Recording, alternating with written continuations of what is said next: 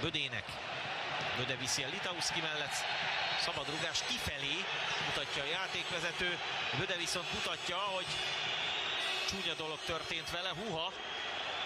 Nagyobb a baj, mint azt elsőre Litauszki vagy valaki más is gondolná. Böde nem tartozik a szimuláló játékosok közé. Itt van egy ütközés, és itt kézzel hozzáér a labdához, ezt fújta le a bíró, csak hogy közben a térde nem ment Bödének a testtel.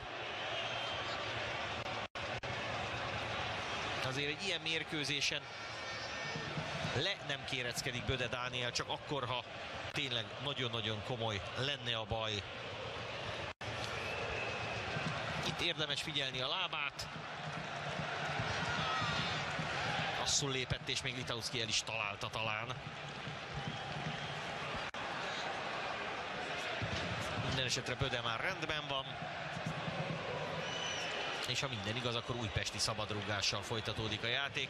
Bödét le kell hozni, aztán majd persze megpróbál ráállni a lábára, de nem kizárt, hogy le kell cserélni a góllövőlista vezetőjét, Böde Dánielt.